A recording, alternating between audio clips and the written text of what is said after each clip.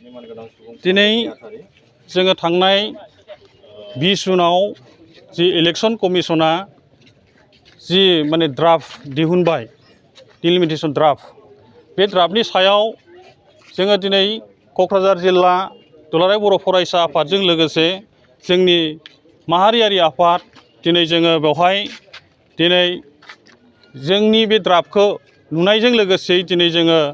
खुद्रिसारनाय मोनसे हाबाफारि लादों। दा बेवहाय जोंनि सिगाङाव दाबि दैखांखानाय बायदियै जि उदालगुरि समस्ति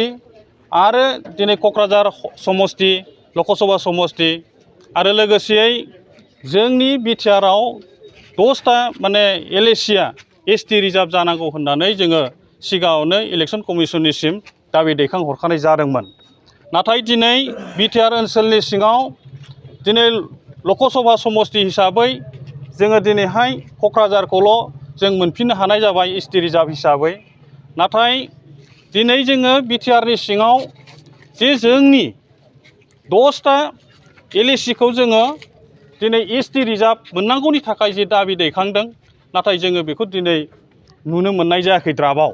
दा बे हिसाबै सिगाङाव जिखिनि 6टा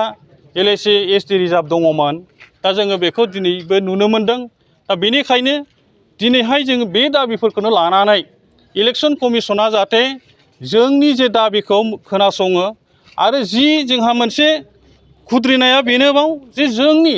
ट्राइबेलफोरखौ लानानै जि सिट बिदि खालामनानै जि समस्तिफोरखौ दिनै दानायखौ नुदों।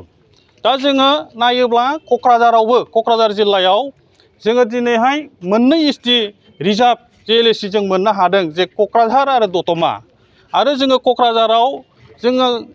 नायोब्ला जोङो मोनसे एसटि रिजार्भ मोननो हायोमोन आरो बेखौ खालामनोबो हायोमोन। दा मानो खालामाखै मानो खालामनो हाया बेनो जोंनि खुद्रिनाय आरो बेखौ खालामनानै होथारनांगौनि थाखाय जोङो दिनै टस रिलिनि गेजेरजों नोंथांमोननि चेनेलनि गेजेरजों इलेक्शन कमिशनखौ जोङो माने खावलायहरदों आरो दिनैहाय बिटिआरनि बाहेरायाव थानाय जे ट्राइबेलफोरखौ दिनैहाय एखेबारे सिदिलि बिदिलि खालामनानै दिनै गुबुन गुबुन समस्तियाव लांनानै जोंनि ट्राइबेलफोरखौ लिथेर फिथेर माने जुरुला खालामनो थाखाय नैबे षड़यन्त्रनि गेजेरजों बिथांमोना बे खामानिखौ मावनायखौ जोङो नुदों। बेखायनो सिगाङाव जि समस्तियाव दङमोन बे समस्तियावनो बिथांमोनखौ दोनफिननांगौनि जोंनि दाबि आरो दिनै उदालगुरि समस्तिखौ लकसभा समस्ति जानांगौ होननानै जोङो सिगाङाव दाबि दैखांखादोंमोन आरो दिनै उदालगुरि समस्तिखौ खालामाबालायनो दिनैहाय जि समस्तियाव लानानै थांबाय बे समस्तियाव लाङाबालायनो आंनि बादिब्ला जोंहा जिहेतु बिटिआर ओनसोलावबो बिटिआरनि जोंनि सिमा जि माने सनितपुर बिश्वनाथ माने गहपुरसिम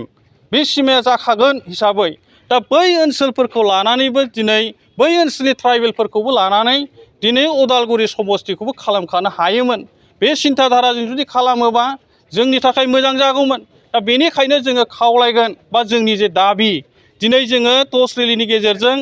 दिनै जे दाबि दैखांदों बे दाबिया जुदि भबिष्यतआव जुदि जाफुङाब्ला बा गाबोन सोरांनाय लोगो लोगो मिरु दुलाराय बर' फरायसा आफाद आरो जोंनि बर'नि माहारियारि आफाद आरो राजनितिक आफाद इउपिपिएल आरो दिनै बिपिएफ जुथायै दिनै गाबोनहाय जिहेतु लोगो हमगोन आरो जोंनि दाबिफोरखौ इलेक्शन कमिशननो प्लेस खालामगोन आरो बे दाबिफोरखौ लानानै जुदि इलेक्शन कमिशना मानियाब्ला उननि समाव जोङो बायदि रोखोमनि आन्दलन खालामनो जों बाध्य जागोन। गोजोन्थों।